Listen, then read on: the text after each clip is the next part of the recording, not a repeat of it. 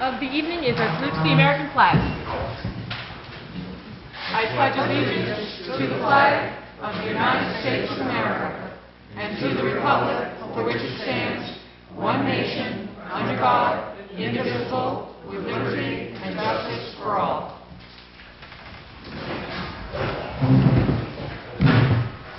Okay, approval of the agenda. I make a motion we approve the agenda with a change in order and an addition of a temporary appointment of chairman. Okay, change of order to be as follows. Number 1 will be the appointment of an acting chair for the evening. 2 will be the bank loan. 3, the O'Donnell contract. 4, the comprehensive plan. 5, 13th Street. 6, the gym contract. 7, the personnel policy. 8, the quitclaim deed. And 9, other business. Sorry for the shuffling. Things have come up that need to happen out of order. I second that motion. All in favor? Aye. Approval of the minutes of last meeting. I make a motion we approve the minutes of the last meeting as written. I will second. All in favor? Aye. Okay. Next is signing of the warrants.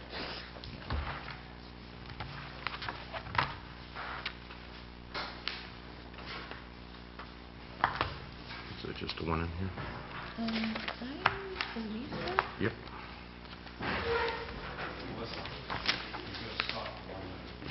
We are stopping for 1 minute. Okay.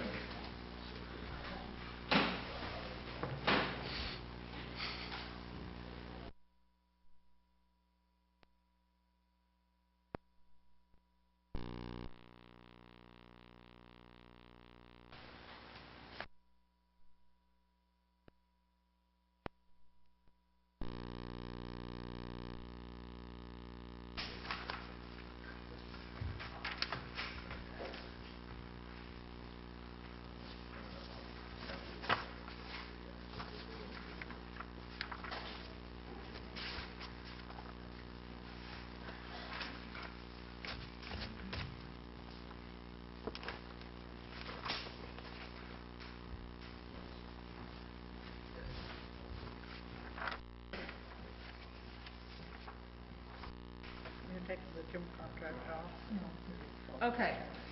Moving along. We have no old business. Moving on to new business. I make a motion to appoint Larissa Crockett as acting chairman for the purposes of this meeting and the purpose of signing the commercial note and all additional documents pertaining to the tax equalization note. Well, second. All in favor? Aye. She reads that for the notes. All right. Next item on the agenda, Mr. Lane, is signing of the bank contract, bank loan. I make a motion we sign the contract for tax equalization appraisal program and related services of and for the town of Acton, Maine. I will second, and this is for the money that we approved at town meeting on Monday for the revaluation of the town. Oops, that's the wrong one. No, it's not that one. Oh, no. No, that's the bank one. This is the, Jennifer, please. I read the wrong one. motion was on this one, so he needs to make a separate motion for this one. Okay. We're going to back up for a second. I got the wrong one. Just a commercial note. Okay. I got that. I make a motion we sign the commercial note for the payment for the equalization program. I will second. All in favor? Aye.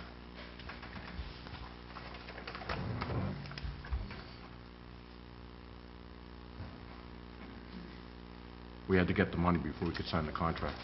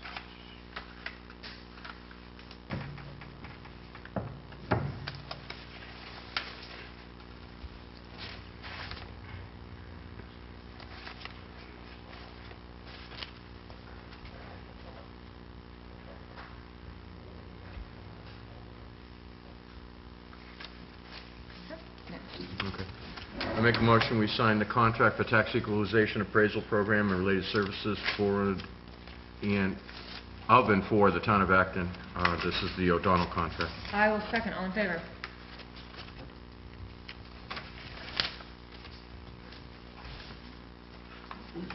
Mr. Moore? Did you incorporate a request for a performance bond for this company in this contract? No, I do So not. for believe- $160,000, we're just giving a person free rein to go ahead without any sort of guarantees?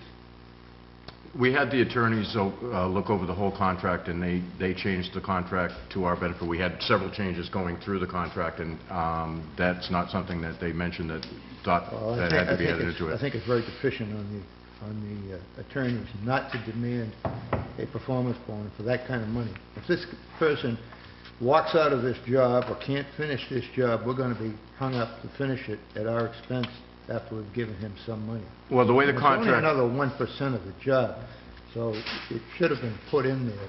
The way the contract reads is they will get 5% down, and then they will only be paid monthly based on the reports that, quarterly, I'm sorry, based on the reports that they submit to us. So we will only be paying them for what they completed. They won't, other than the payment, the down payment, they won't get any more money until work is turned into us and we approve of the work. That's unacceptable, because if the work that they do is later found to be no good, you're going to end up owning it. In other words, it doesn't cost that much to put a performance bond. If people can't get a performance bond, you shouldn't be doing business with them. Okay. Further from the O'Donnell contract being signed, also we need to sign a letter that reads as follows. August 12, 2010, Dear Acton property owner, over the next year, John E. O'Donnell and Associates will be conducting a revaluation program for the town of Acton. The revaluation program includes visiting individual properties for interior and exterior inspections, measuring buildings, and taking photographs.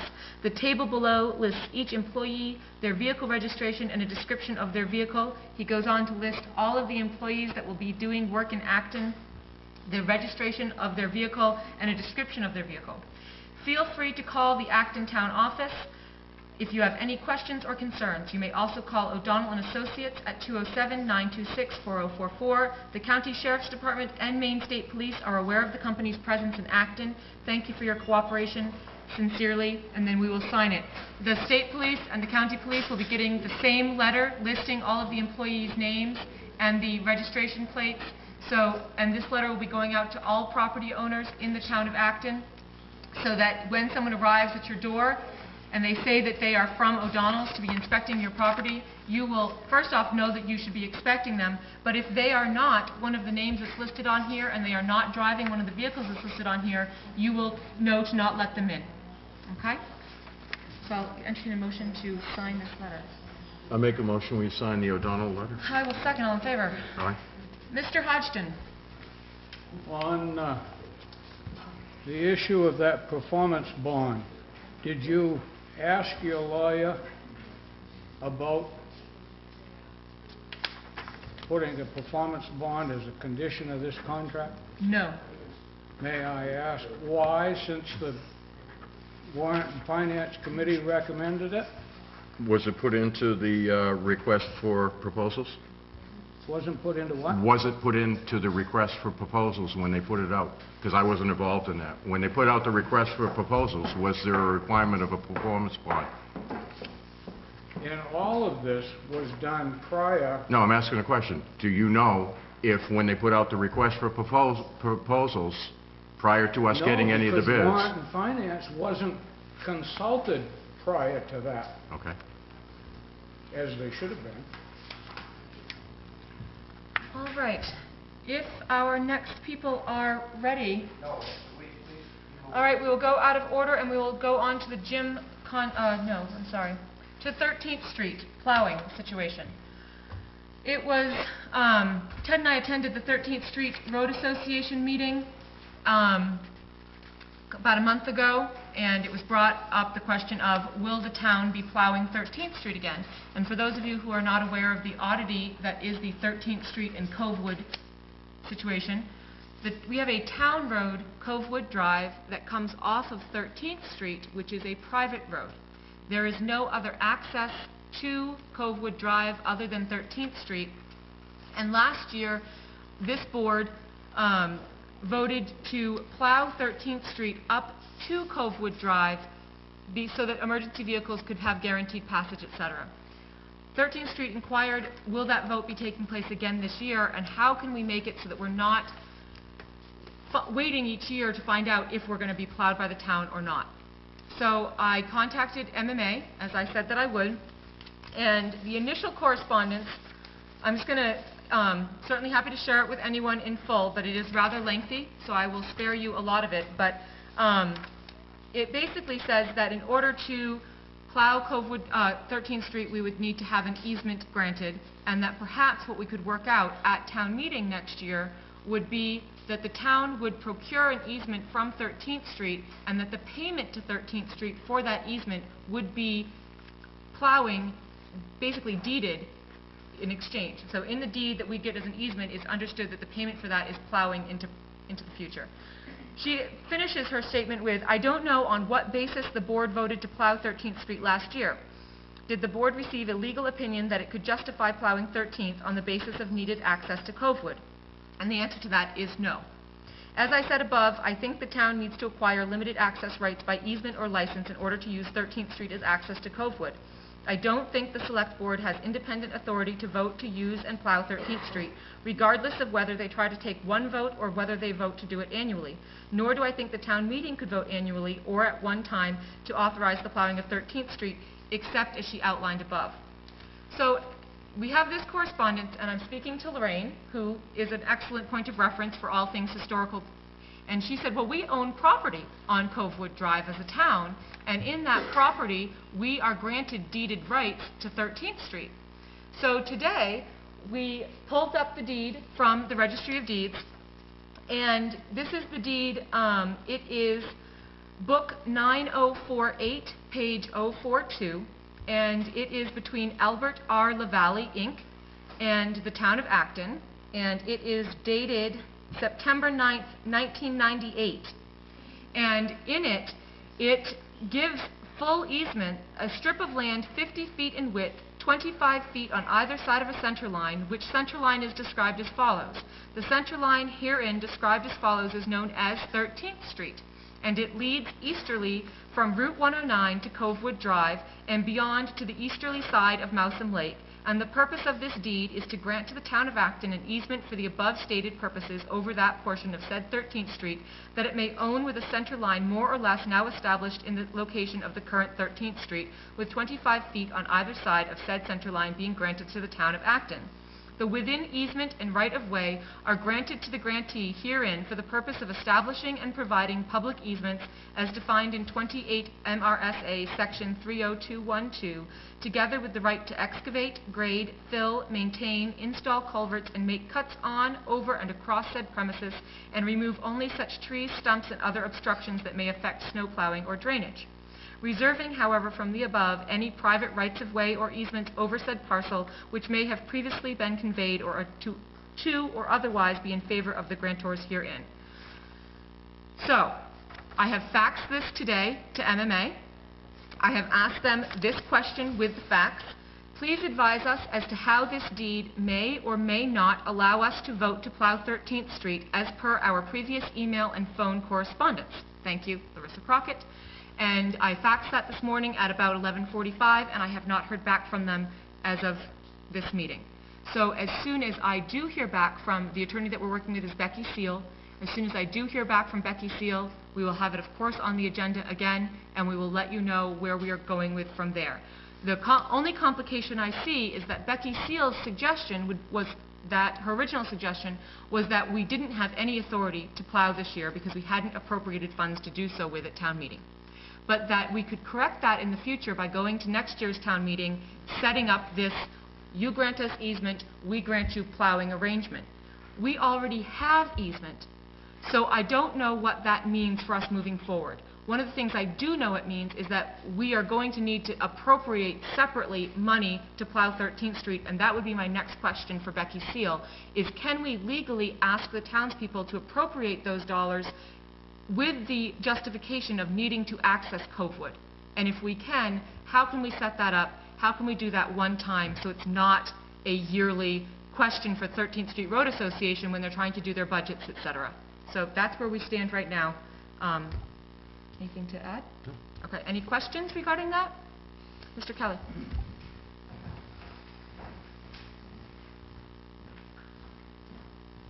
Jack Kelly, 13th Street Road Commissioner. My question is, that land that you're talking about now belongs to Northwood Lands LLC. Do they still pay taxes on it? Was it what land belongs to Northwood Lands? The road, that road. When Northwood Lands purchased that property from LaValle, all of those lots, they sold those off. But did they turn that property over to the town? The valley had already given. Well, it gave them an easement, but who owns the property? Who owns the property, 13th Street, actually, from the McDonald property into Covewood Drive and beyond?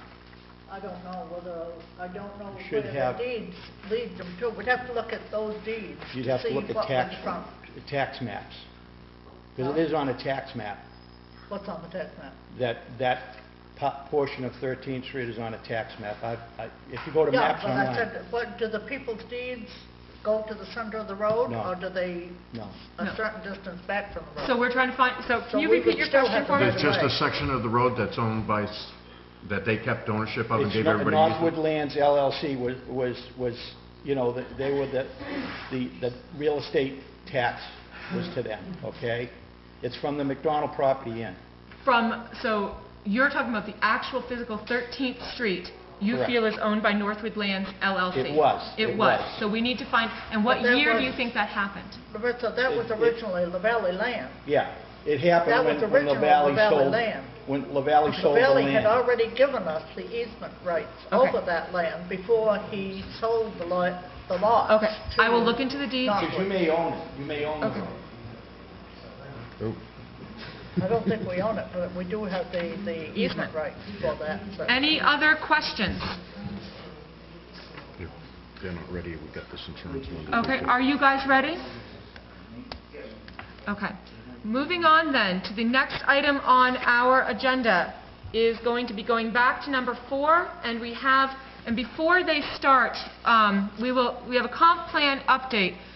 Further conversations with MMA. It has been a busy week between email and phone. In the zoning ordinance, and this was brought to my attention yesterday when I was meeting with Ken Paul, in section 1.7 of the, and this is not proposed language, this has been in existence for a while. It's 1.7 titled Amendment. Any amendment to this ordinance may only be adopted by a majority vote at a special or regular town meeting. This is the first sentence in section 1.7. Talked to MMA about this. They said that that language is fairly straightforward and clear, which means that our original plan of voting on the proposed amendments to the ordinance by referendum do not stand with our ordinance that we currently have, which makes it very clear that we may only do that at a town meeting. That being said, we are looking to have that town meeting this winter so that we can, in fact, wrap this up. We cannot do so in November in good faith, in my opinion, because it is hunting season, and holding a town meeting on a Saturday in November is not going to make many people happy.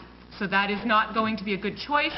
December, of course, brings us into holiday season, so I think we are looking at January as the first possible month that we could have that special town meeting. March, of course, would be a classic choice, and we will look at that as we get closer and weigh the pros and cons of taking care of it earlier in January versus hoping for better weather in March. So that is where we stand with this currently. So the Comprehensive Plan Implementation Committee update today is going to actually be mostly pertaining to some clarifications from their last time they were here. We will continue the process of hoping to have education happening. Ken Paul will be at the fair this year discussing a number of different code enforcement issues, as well as having all zoning maps with him there to answer individual questions as needed. But it is going to be going to a town meeting, and we will certainly keep people up to date on that as we get closer. So that being said, Mr. Cashin or Ms. Omen Saltmarsh?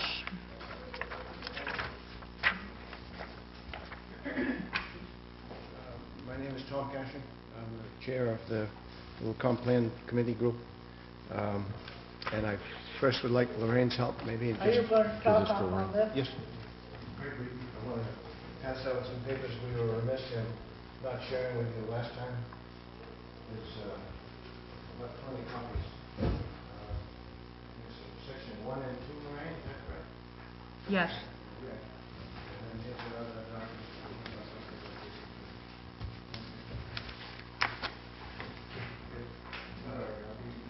I don't think we have quite enough copies for the... I think those are the ones we already got.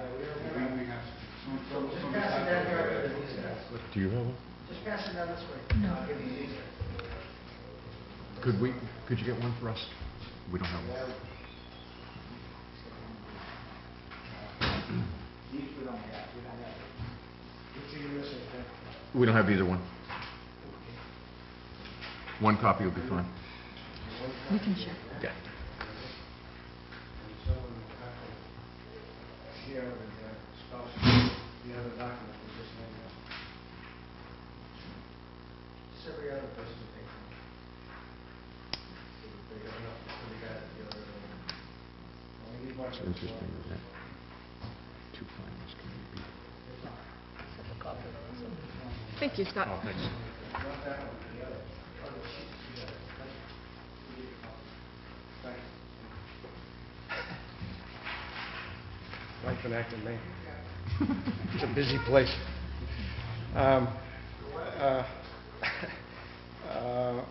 We are meeting very briefly tonight to discuss a point that was brought up by Bill Gannon at our previous meeting on the 24th, I think it was, where Bill had pointed out an error that was in our mapping of resource protection district in the Shoreland District in the 13th Street causeway as it approaches the narrows between Hubbard's Cove and Upper Mousom. And Jamie Saltmarsh is here again tonight to help us clarify that and some of the definitions pertaining to state mandates of resource protection rules in the shoreline zone. And this is, we're going to go over this very briefly because the selectmen have instructed me that we have to, they have a busy agenda tonight and we can't drag this on. But I wanted to, on behalf of Bill and the folks from 13th Street, I wanted to address the concern that was raised last time we met, and hopefully we can meet very soon in September to continue this discussion. So we will not be discussing Section 2 this evening. After Jamie finishes her presentation, I'd just like to make one point concerning a typographical error, if I may, in Section 1 that we were remiss in pointing out last week. Thank you.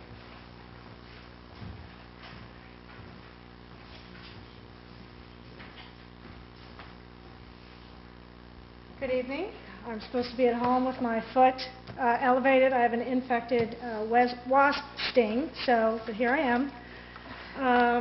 And I'll go elevated as soon as I get home. So I'm here to make this as brief as possible, but explain to you all about this crazy shoreland zoning sort of policy. I will do my best. I've given you some handouts. It's one of the more complicated things to understand about shoreland zoning. I will do my best. I can't guarantee that you're going to walk out of here knowing what I'm talking about, but I will do my best. And it's taken me a long time just working in shoreland zoning for a long time to even kind of understand it. Shoreline zoning is the shoreland district, or those buffer areas around lakes, significant lakes, rivers, streams, and large wetlands, and Acton even smaller wetlands. That is a broad, encompassing zone called the shoreland district. Within the shoreland district, there are two sub-districts that they can be divided up into two categories: the shoreland zone or the resource protection zone. Okay, so you've got Shoreland district covers anything around water bodies and significant water features and wetlands. But then within that zone, within those buffer areas around those water bodies, you've got your property or a property can be classified as either shoreland zone or resource protection. Okay? The resource protection, those areas zoned resource protection are the most restrictive. They don't allow a lot of development within them. They're meant to be protected and sort of kept as pristine as possible. So it's very limited as what you can do, limited what you can do in those districts. In the shoreland zone, which is basically all the other area within the shoreland district that is not resource protection, that is the more least restrictive area. You still have a setback from the water body, 75-foot setback. However, you can put a residential home there. You can, there are allowances for uses within that area. Okay? So that's what we have. If you look at your handout here, I've tried to mark a little bit to show you. Sorry, I don't have a bigger diagram. Do you have one of these? Okay.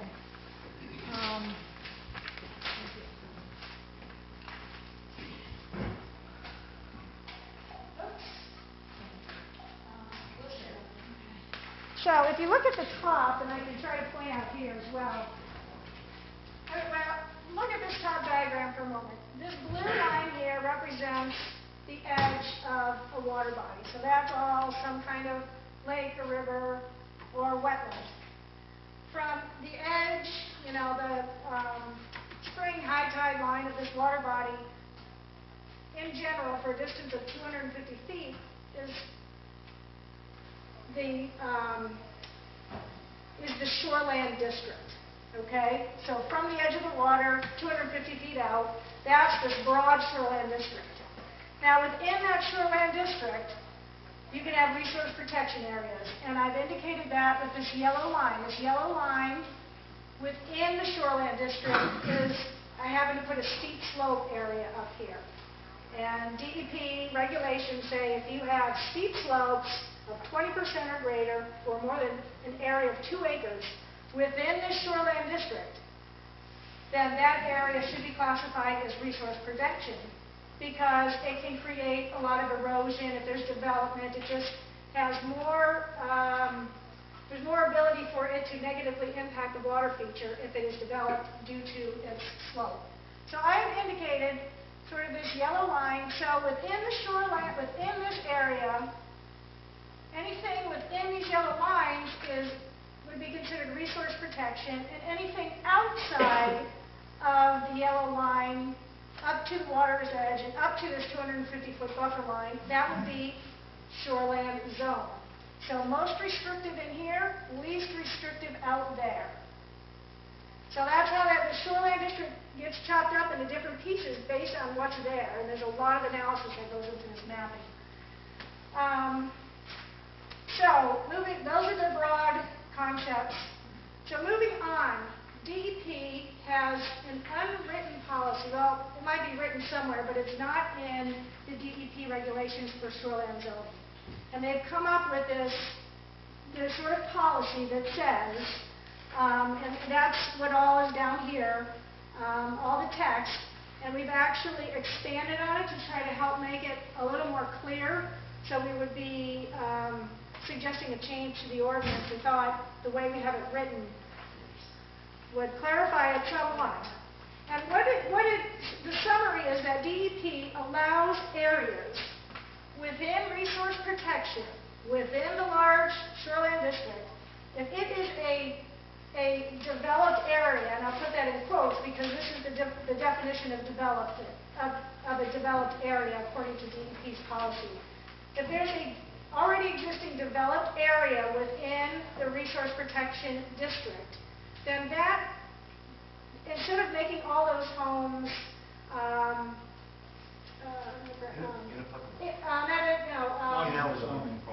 non-conforming, thank you, planning or director, I'm the planner, non-conforming. So instead of making all those homes, those existing homes, non-conforming, if they're in a group, we're not talking individual home, we're talking a cluster of homes, that area can then get the designation of shoreland zone.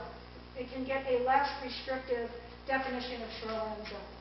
One of the big distinctions in being resource protection or shoreland district, if you happen to be a house in one of those, an existing home, is in a resource protection district, according to the ordinance that we have now, you're not allowed to expand that structure and make it any more non-conforming. However, if your property is in shoreland zone, there is an allowance for a 30% expansion over the lifetime of the structure. So, just continuing on, I've tried to show you an area in here where it qualifies for DEP's policy and where it doesn't.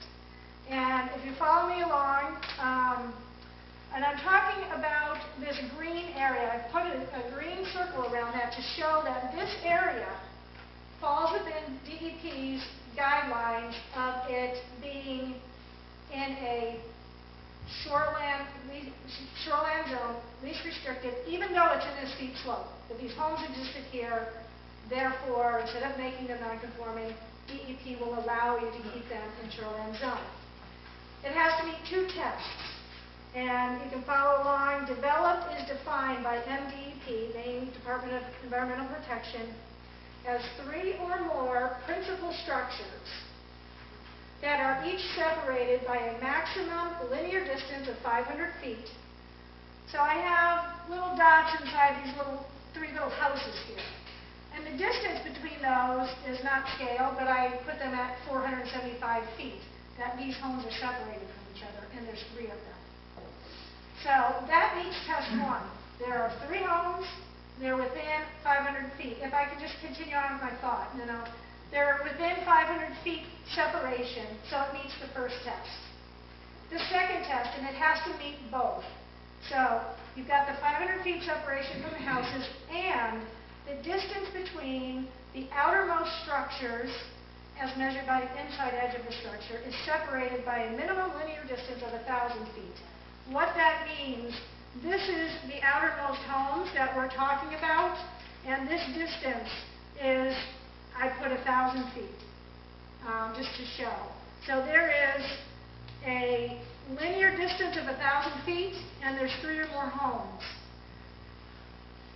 So this, instead of it being resource protection, because it's in a steep slope area, we could say that, well, it's already developed, it's already a significantly developed area, let's leave it in shoreland zone.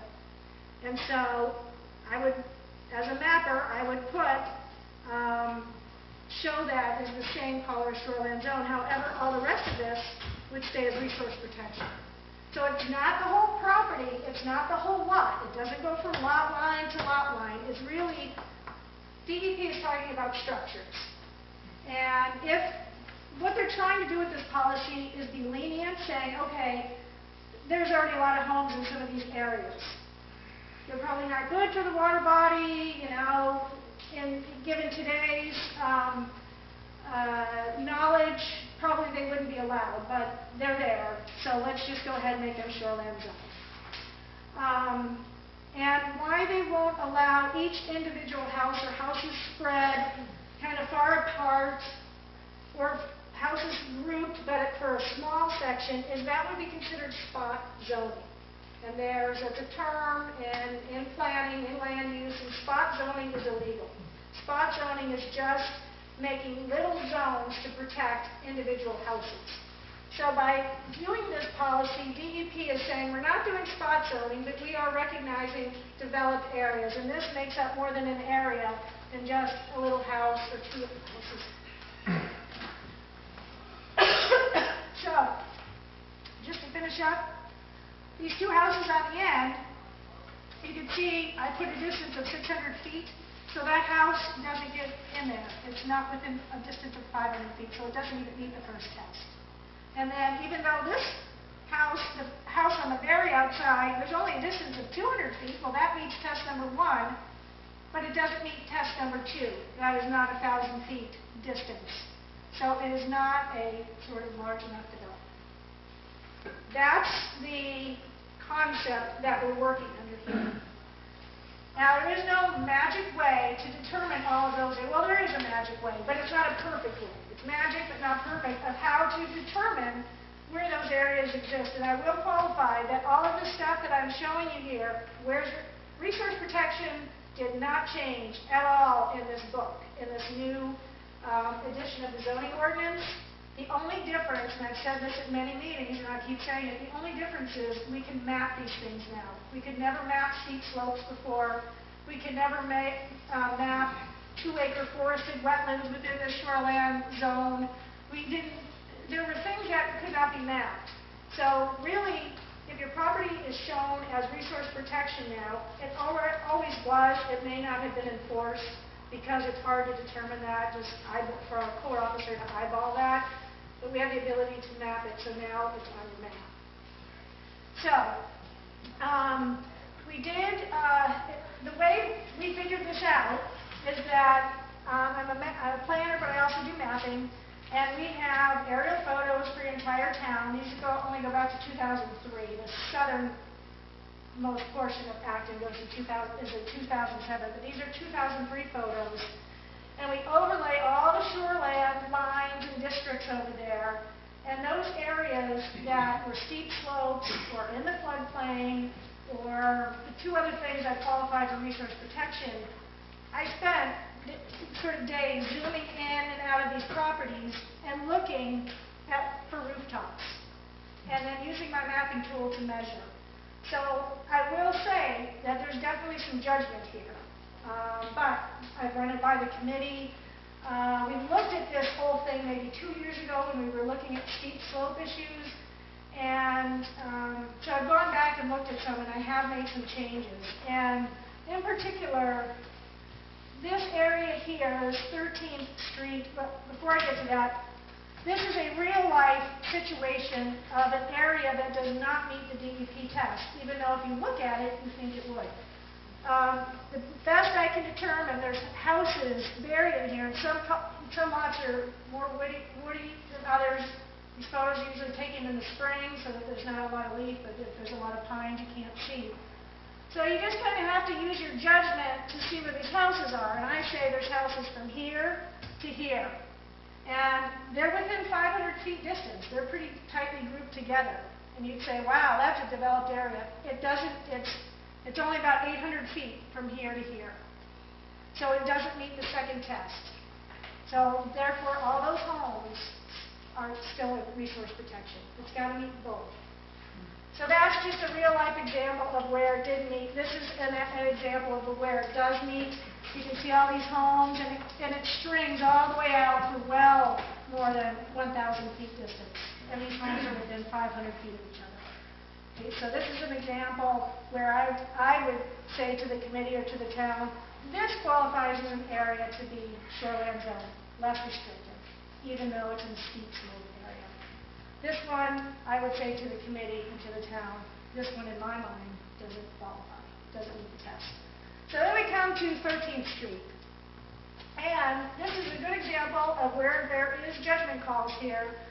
And when I looked at the map maybe 2 or 3 times, I measured, there's a very distinct house here, and it's pretty distinct where the development is here. So that's where I initially drew the lines. And although there's a lot of homes, there wasn't 1,000 feet linear distance. It only came out to like 850. So therefore, no, that's not what happened. This area actually was determined to be shoreline zone because of the development. It met both tests. Both homes or a distance of more than 1,000 feet. Where a judgment error came into play, and I had to look at this again. And you can't even see, if you were to stand here and look at this photo, you can barely tell that there are houses there. This is a very wooded area. But we looked at it again, zoomed in on the map, printed it out, and lo and behold, you start to see some rooftops. One here, and one there. So I will admit we missed those. So we kept this area as resource protection steep slope. But now, looking at it again, we've extended the line here, and there are houses, I think even this area got added in.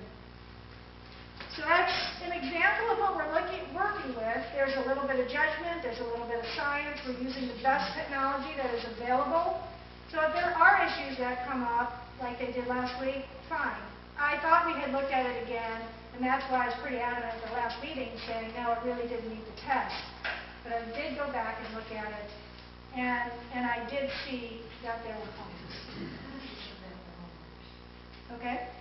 No, Okay, please. The question was, how does this affect the homeowners for those, well, the people that, how does this affect the homeowners for who? The people on the 13th Street that she says no longer are resource protection are now recognized as shoreline zone? Well, basically, this yellow line all around here is a designated area of steep slope. This is a very steep slope area, but there's a lot of homes. So, if you look at DEP, I'm getting there, if you look at DEP regulations, it would say steep slope, resource protection, no expansion allowed, very limited uses that could be allowed there, could be added onto there. But since we now say this area meets their policy of the two tests, this area here in the pink, and it's not necessarily all the lots, we're talking the principal structures within those areas, that they are now recommend that they be classified shoreland zone, where it's less restrictive, meaning you can expand. You can put that porch on or add that extra room addition. You have 30% that's allowed to be expanded over the life of the structure. So, I mean, it's not a huge thing, but, you know, it is, I know, you know, land is you know, limited there around the lake. So that 30% expansion is, you know, usually means a lot to some of the property owners. So that's, and there's a couple other things about being in shoreland zone. Can't think of them, but that's the bigger one. I believe the question that Donna was really trying to ask, Okay. does that mean that all of the homes, since it's every single foot of that road, all the way from where Covewood comes, all the way down to the very end where Hubbard Coast intervenes, there's not a house in that area that's not less than 500 feet apart. All right, okay. So is and every that's single... a good point, and let me clarify this. The rest of this is already in shoreland zone. Right, so your Okay, answer it's already- is that the all whole of thing this is shoreline already zone, is that's in what I want to shoreline know. zone, because it's not steep, it's not in a wetland, it's not in anything. So these already were shoreline zone. We're only looking at this area that is designated steep slope and Right. could be resource protection. And then looking at it again, the houses are there, you know. So that whole area Yeah, is basically so- now shoreline so now, zone. yes. That's what it should be, thank you. Uh-huh.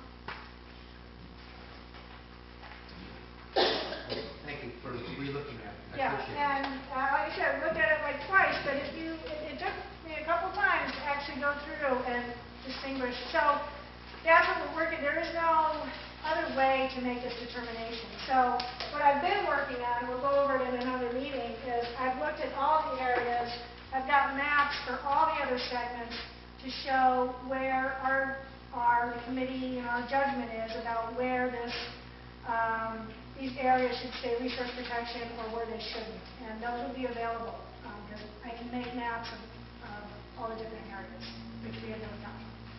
And I would also say, in the final end, this is really DEP's policy, that in the end, you know, they can make the final determination. Maybe my judgment's not even right. You know, so that's where it's at, how it works. Thank you.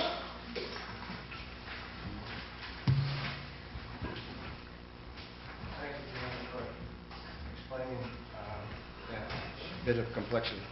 I just wanted to revisit two or three points that we looked at the last time we met. In the handout that you received tonight on page 4, item number 1.4.4, there's a typographical error in the last clause that's underlined where it says, "but shall be no less than 15 feet." That should read but shall be no less than 10 feet in order to have it in conformity with two other sections that were changed at Kenny Paul's recommendation. And I'll have to lead you to two sections that you do not have in your hand, but I'll read them quickly. These would be in the Shoreland District and the Little Ospey River District, where it states setback from side and rear lot lines 25 feet, that's new lots, 10 feet on undersized lots of records. That pertains to both sections, and this typo that I'm pointing out to you is merely to get it in conformity to the body of the text in the document. Okay? We have worked as close as we could, as time permitted, and as Kenny's schedule permitted, with Kenny Paul, and we will hopefully continue to do so to produce a workable document for the town for hopefully a March town meeting. Thank you, folks. Thank you. On that same note, with working with Mr. Paul and the resource protection districts, is there a way to help Jamie's efforts be more exact? Is there a way to incorporate Mr. Paul's maps with her maps to pinpoint? Jamie and I were talking, and I asked Jen recently if there were tax maps that showed structure, and I came up empty on that. So that was going to be a cross-check for... I have partial map, overlay on the maps. It's not super accurate, but it does give you an indication that there's lots. It just isn't a lot doesn't mean there's a house, so. Kenny, do you have maps that show, that would work for overlay with Jamie, so that you would have maps that actually showed structures, but no, like maps online that we use? Would those be able to overlay? Those would be the easiest to start with. There is going to be some inaccuracies to it, but that would be a good starting base for us. And you guys can work together on that to help? Do it. Great. Do they Yeah, show? it would, help with people being familiar with the area and say, yeah, you missed this house, it's buried under the trees, you can't see it, Yeah. it's there. Okay. And that's what we're kind of struggling with. And that's probably why it's a good thing that we're moving this into the future for the town's consideration, because points like this that have a level of complexity can be addressed properly to the satisfaction of the voters. Great. Okay. Thank you, sir. Thank you, folks. All right. Let's do this insurance one. Moving forward, on to the next one is... You want to do that Insurance, before the- yeah. Oh, okay, we're currently adding a quick item on. Want to insert, what do we, want to put that in other business then, since it's not on the agenda? Okay.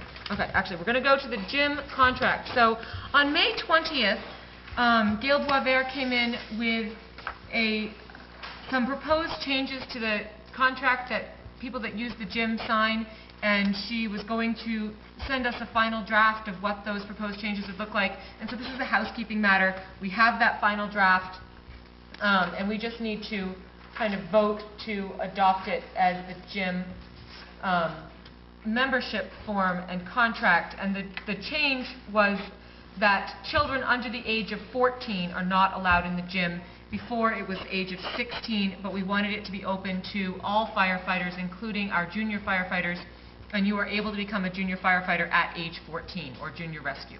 So that was the major change. Also in the changes was that because the gym was originally there to support the firefighters and rescue and their families, that they no longer are required to pay gym membership dues, that the gym was supposed to be there. That's the grant was originally provided to provide them with a free gym experience, and also that the senior citizens would be at 50% off as well.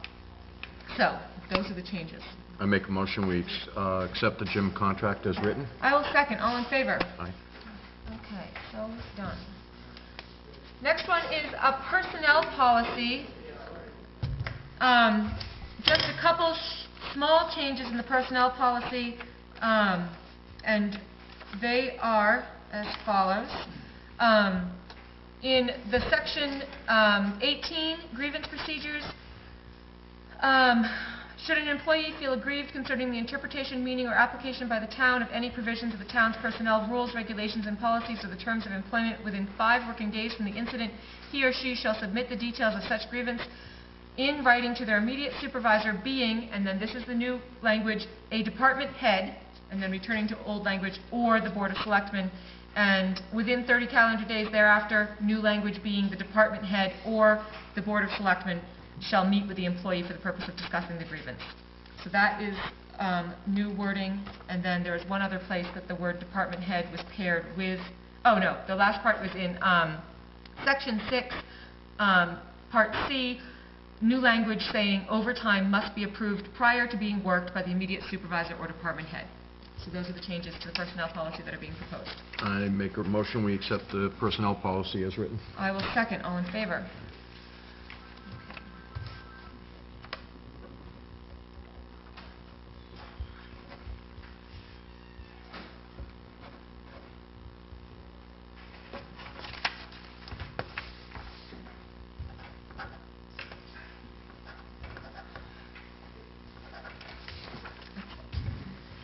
All right, we have a quit claim deed for the property, the inhabitants of the municipality of Acton, a body corporate and politic located at 35 H Road in Acton, Maine, York, County of York, and State of Maine, for consideration paid, released to Mark J. Evans with a mailing address of 35 Riverview Road, Gloucester, Mass. 01930. A certain lot or parcel in the town of Acton, County of York, and State of Maine, depicted on the town of Acton property maps as map 143, lot 20, said parcel being located on 13th Street in Acton, Maine. This property was tax acquired by the town of Acton in 12/09/06 by virtue of the expired lien to Frank and Rose Remick, recorded in book 14881, page 0813 in the York County Registry of Deeds in Alfred, Maine. The said inhabitants of the municipality of Acton have caused this instrument to be signed in its corporate name by Anthony Cogliandro, Larissa Crockett, and Theodore Kryzak. Its Board of Selectmen duly authorized this 12th day of August 2010. I make a motion, we sign the quitclaim deed. I will second. All in favor? Aye. And Lorraine, do you want to witness us? No, I'm going to notarize it. Ask someone else to come up with witness your signature. Would you like to be a witness? Larry? Oh, Jack. Jack's Okay, going to come Jack. witness.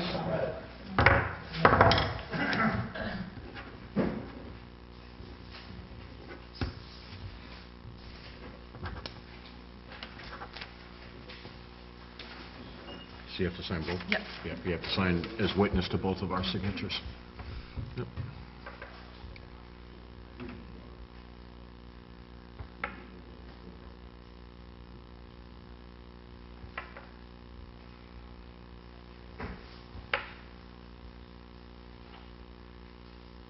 Thank you. Great, thank you very much. You got them paying already? We'll make sure you get the address. All right, excellent. That one's all set. All right, under any other business, we're going to go first with a...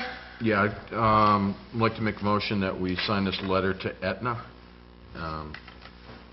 It's allowing Morris Insurance Services or Kennebunk Savings Insurance permission to quote and access information regarding our group. This is for medical insurance for the employees of the town. They have some other policies that we'd like to look at, and our insurance is running out and it has to be renewed in September.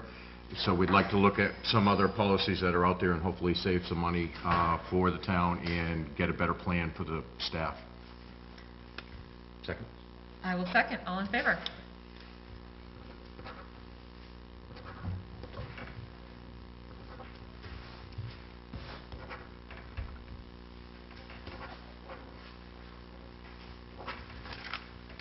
All right. Any other business?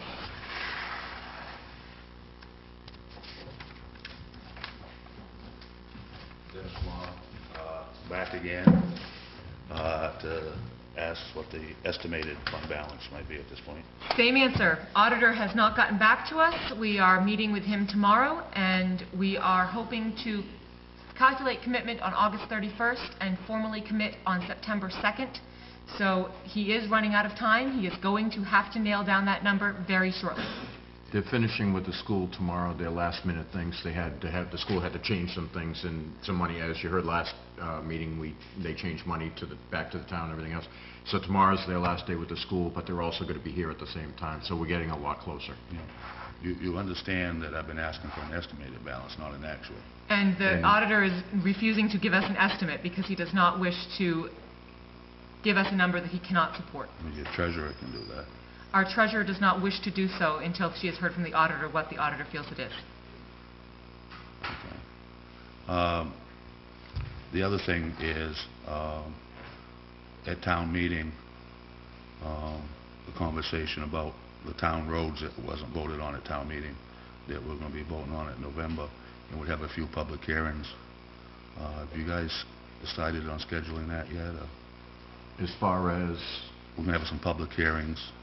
right, On the- we're more than willing, it can't go on the November vote. It has to, just like the comprehensive plan, it has to go to a town meeting, Why is that? Though? because that's the way the articles are written up, that it can't just go to a vote, it has to go through town meeting to vote to approve Accept the road. roads. Roads need to be accepted at town meeting. They can't be accepted by a vote during a regular election. They have to go to town meeting.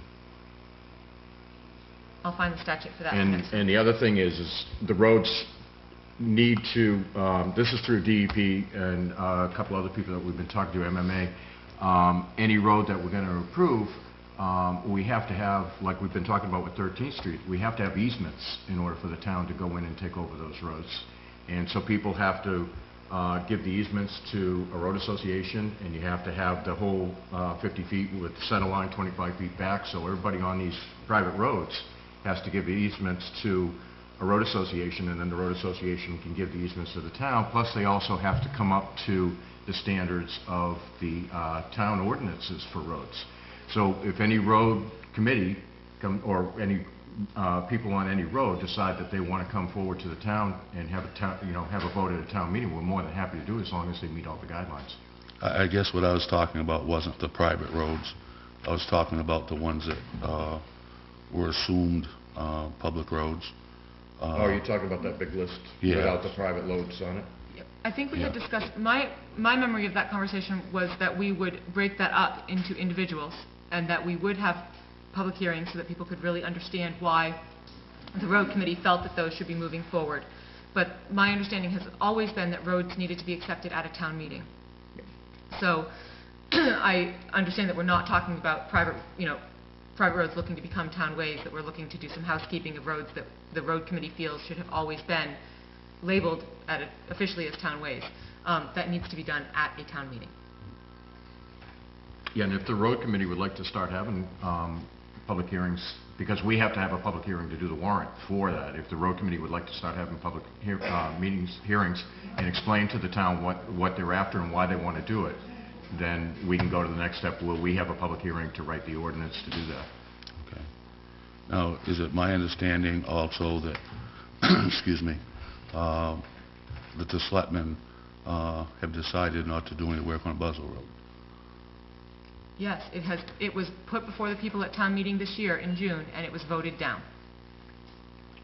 So we haven't been given any authorization to do anything with Buzzell.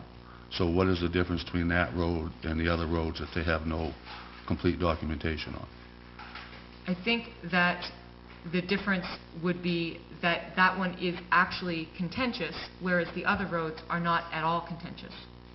There is no one saying, I've never heard anyone question that Sanborn Road is a townway. Not at all.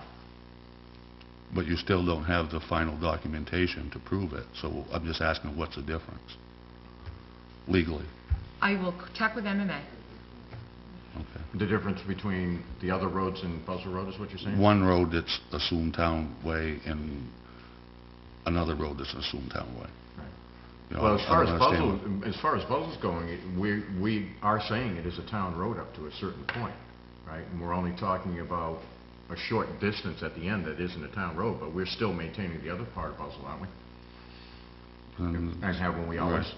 All right, so we're talking about a short section of Buzzell at the end that is not a town way, and that's where we're not doing the repairs because we can't. And this Well- is from MMA, we can't do anything on private roads. Well, back, whatever the date it was, Bill was here, made a presentation to the Selectmen Yeah, he did. He As gave a- us a as a lot of road paperwork on committee. Buzzell Road, and he explained to me what he was thinking, No, but prior, again... before you were here, Ted. Oh, before I was here, okay. And all three selectmen agreed that that was a town road to the bottom of the hill. No, it was a 2-to-1 vote, actually. And You can come up here if you need... I just, you know, how is it going to be settled? Buzzell Road? It needs to be settled at town meeting, Any of and it. it needs to be done with public hearings prior to town meeting, where people like Mr. Gannon, who have done all the research, can come before the townspeople, can show them why this is being said, and it needs to be its own separate warrant article so that it can be voted on and discussed and debated as an individual road with the public hearings, educating people ahead of time to back up what's being said. I guess my only problem is, and it's too late, but it was implied at the town meeting that we were going to be voting on this in November. And I just wonder if the vote would have been the same if people had known that they wouldn't be able to vote on it until next year. Well, to be honest with you, Dennis, right now, from what I've heard, from what I've investigated and talking to DEP and to MMA, we cannot, as selectmen, bring this forward. I mean, if we go one road at a time, yeah, the ones that we already know are town roads and been established as town roads over the years, we can bring those up in November. But then you're going to have a battle because it has to be individual roads. We can't put them all together. So we have to go individual roads, okay? But roads have to be approved at a town meeting, so we couldn't do it in November anyway. So we still have plenty of time before town meeting next year, or if somebody goes forward with it and brings in all the documentation and you have all the easements, we can have a special town meeting any time. But they have to be voted on individually. We cannot bring it forward right now because we don't have easements on the roads that are not town roads. The ones that are town roads, the easements are already there. No. Not Yeah. not the ones, if you don't have documentation all the way through to the county commissioners that, you know, that, all right, the town accepted the road, but then if it wasn't followed through with and you don't have the final documentation, then it was never officially a town road. Okay, so then what we have to do is we have to bring them up individually at next year's town meeting and let the town vote whether French Street is still a town road, whether Sanborn is still a town road, if that's what you're saying. But we Right, have like to French do it Street, for individually, and example. we have to have hearings and talk about each and every one, why we need to do it, show them the documentation, let people ask questions. But like French Street, for example, is an assumed easement. Mhm. You know, there isn't like any piece of paper saying you got a 50-foot easement down through there or a 35-foot easement or anything like that. It's an assumed easement where there is no record. Right. I don't know. I just question whether the vote would have been the same at town meeting if people had realized it would have been another year. That's all. Thank you. Thank you.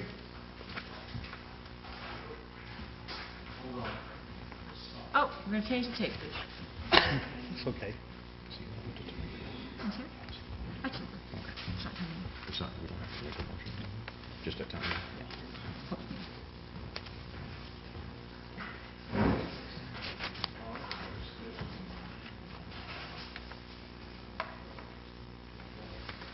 How come I always get interrupted when I get up to speak? You're the cable guy. You're in charge of this? I know, I'm doing this to myself now.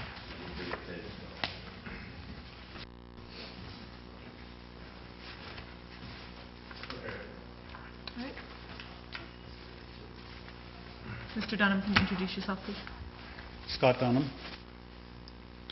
I'm not speaking on cable tonight. I'd like to also speak on Buzzell Road, specifically the road that Dennis was referring to, Buzzell Road to the bottom of the hill.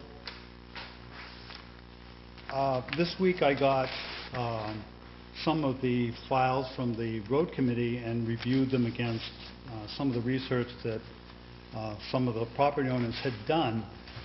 And one thing that came out of this road committee was the fact that the town appropriated money at 2 different town meetings to build Buzzell Road to the bottom of the hill. So I would like to let the selectmen know that because of that, the idea of accepting the road becomes somewhat irrelevant because the town built the road. Now that's an established fact, it brings other state law into play, which, and I did verify this with the Attorney General in the state of Maine and also the legal department at Maine DOT. They referred me to MRSA Section 30A, Chapter 30A, Sections 3401 to 3403, and also Section 3251, which I believe is in 30. Chapter 23. Oh, it's in 23, not 38? It's not in 30A. They explained to me that this is a very complicated issue. There's a lot of different laws that come into play, but basically the bottom line is the town is mandated by state law to maintain these structures that it establishes. And as I said, it was easy for me to verify this with the Attorney General and also the legal department at Maine DOT. And this information they provided to me. Okay. So that we can have time before we respond to the new information that you've given us, I've written down the statutes. We will contact MMA. We will read them ourselves, contact MMA, ask how they pertain to Buzzell Road. MMA has been fully aware of Buzzell Road for many years now. We have a long-running conversation. We will ask them about these specific statutes, how they apply, and how we move forward from there. Thank you.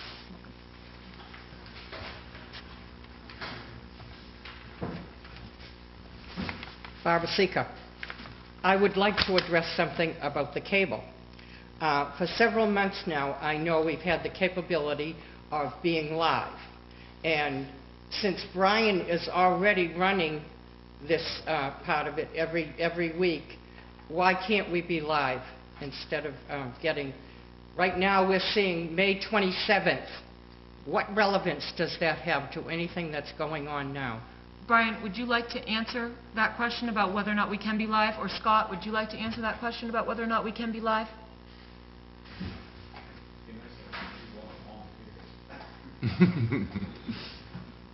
Sure. The question about live broadcasting is more really of a policy of the individual groups that we are taping. Currently, we suggested the Board of Selectmen tape their meetings, allow us to edit it, title it, and so forth, put any disclaimers on it that need be, and then broadcast it, which we are striving for a one-week turnaround and are looking at ways in which to shorten it. And the Board of Selectmen, at least the previous Board of Selectmen, agreed with that and decided to tape meetings. If this Board of Selectmen would like to do live broadcasting, I think that's an appropriate topic, and as has been discussed, I think, before, we do have the capability to do a live feed out to Channel 26. So we're ready to go live? From this facility. I didn't say we were ready, I said that we have the capability to do it. Ready implies a lot of things, like accepting the responsibility of what might happen at this meeting, and that would fall on the Board of Selectmen. So at this point, I would continue my recommendation that the Board of Selectmen do not, I guess, decide to do live broadcasting without taking some time to look at the issues involved in that and making an informed decision to go live as opposed to a less informed decision. But we do have the capability to do a live feed out to Channel 26. And as I said, to address Barbara's issue, we're looking at ways to streamline the workflow, which is to take the videotaping product and move it through a system to the point where it's scheduled and broadcast on Channel 26. I know everyone would like timely information, but there is a workflow that's going on, and it is very hard for us to keep up. We're faced with priority decisions all the time. Do we work on a selectmen's meeting? Do we work on a town meeting? Do we work on a public access content that comes in, for instance, like the candidates night? I know everyone wants to have this timely so that it can be, people are better informed, but unfortunately the reality is it takes us time to process this and I get all of that, Scott. I get all of that. But I think the most important meetings that need to be on are particularly the selectmen's meetings, because the people here need to know how to be informed. And that's what the purpose was of cable to begin with, remember? Yep. So I think when completely you're agree with getting you. information that's 2 months old, it has no relevance to what's going on today. Yes, yes, and as it's been discussed before around town election, we in the cable studio were swamped with the amount of work that But largely what is exceeded. swamped? What are you swamped with? It takes approximately 5 hours of work to process 1 hour of video. And if you're talking about 3-hour selectmen's meetings and 2-hour road committee meetings and 3-hour warrant finance committee meetings and 8-hour, or no, it was not, we'll say 5-hour town meetings, you just do the simple math, we're talking about 200 hours or some, which is very hard to cycle through. Let's go back for a minute. Let's say that after discussing as a board, if we were to decide that we did in fact want to go live, how long would it take between us saying go and you being able as a department to get the live going on? Depending on what we did in conjunction with that, whether we wanted to continue doing taping and such rather than just doing a live feed, we could do We it would have to pretty continue. quickly. We would have to continue taping because we're required by law to keep the records for 6 years. So all tape meetings have to be kept for 6 years, so we would have to tape even though we were going live. But you can do that in conjunction with being live. Yeah, but what he's It saying... has no relevance one way or the There other. would be no delay in broadcast, and once, I guess, the logistics being if you decided to cut off the live feed, we would cut it off and we would not go back to it. So there would be no way to interrupt it for a few minutes and then get something straightened out. So there would be a lot of sort of caveats that would go along with it, but I would say that we could probably do it right now if you wanted to. Okay.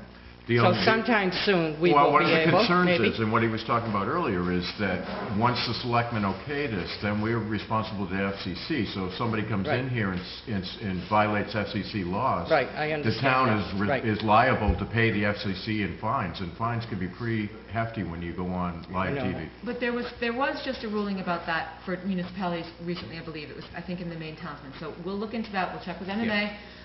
And I think that going live has, in the past, been the board's plan, and I'm assuming that it will be in the future. Hollis, for instance, actually has a phone on the table during their board meetings. They run their meetings live, and they take phone calls during their meetings. That sounds good. They are screened Thank you. phone calls. They are not speakerphone, but they do allow them to take place. Jack Kelly, just a quick suggestion, contact Sanford, they broadcast their selectmen. Yeah, we just got to find out Yeah. what it is, because that's what he was Not talking about, is the selectmen, whatever they FCC. are down there. I'm all for it, but we Yeah. just got to find out what the liability is for the town before we make that commitment. Yes, sir. When you contact MMA and question Buzzell Road, I would suggest that you make MMA aware of the fact that not only did the town build that section of road, they put the drainage in it, and they paved it to a width of 20 feet. And that pavement ended up beyond Joe's Road. It ended up down where the town actually turned the plow around for many years, turned it around down there last year. I think MMA should know the whole story when you ask that question instead of just half the story. And the other thing, I am very disturbed to find out that the road commissioner came partway down that hill that all of a sudden you're claiming you don't have any responsibility for, and unloaded his excavator in the middle of the road, chewing it up where people have tried their best to keep that road decent Mr. for their Hodgson, own he was travel. not working for the town at the time, if I'm correct about this. This is as a private contractor, which means that this does not concern the town. So you say. Thank you. Is there any other business? Announcements? We have some announcements. It's true. Go for it, Ted. There'll be no Selectmen's meeting next week. The next meeting will be August 26th. This is the last call for policy committee members. When we have our meeting on the 26th with our new selectmen, we will choose our policy committee and get that started. Can we interrupt there just as a brief, another reminder of what that looks like? We are looking for people in town that are interested in helping the board to review the existing policies and update some of them that are a bit out of date, and to also get our policy book to be in a digital format so that it is actually easily accessible to all people, so that it's not just in one binder in our office where sheets are very often likely to wander. So it's helpful if it were to be digital and it could be tracked. And just people that are really interested in helping to suggest and help to guide some policy leading us into the future. It is not a committee that will have any sort of executive authority. You will not be actually setting policy, but you would be helping to shape it and guide it into the future. So if that interests you, let us know. Okay, the tax rate is to be set on August 31st and the commitment signed by September 2nd. And the last one is the town hall will be closed on August 28th for the Acton Fair. And pertaining to the Acton Fair, still encouraging people to take a look at the fair book. You can access it online, actually. If you Google search, or however your search preferences are, Acton Fair in Maine, you'll get to their web link and you can look at the fair book and see all the different categories you can enter things into. And I did have somebody call and ask me about that and how they would go about that, and helped her to walk through that. So I was encouraged. Somebody's watching and they actually are feeling inspired by the fair. So if you take... I've also had several people come in, and I have copied the entry form and the areas that they can enter. Excellent. And there are so many areas. You don't have to farm to enter the fair. If you paint, if you draw, if you take photographs, if you like to arrange flowers, dried or fresh, there's something for you at the fair. So, anything else, Mr. Kryzak? Yes, I will look into, John, I will look into the performance bond. The contractor will not be signing until Monday. I don't see it as being an issue, but it was not included in the request for bids, so nobody put that into their contracts. We got 5 contracts and it wasn't there. I read through the contract again, it's not in there because we didn't ask for it ahead of time. But knowing the contractor and what we've been through this process, trying to get the money in and make it happen, I'm sure he'll have no problem doing that. My suggestion was, since you haven't signed the contract, you could adjust the amount of money to the cost of the bond. In other words, tell them, look, we want a bond now, and if it's going to cost 1.5%, we'll adjust the contract accordingly. I make a motion, we adjourn. I will second that. All in favor? Aye.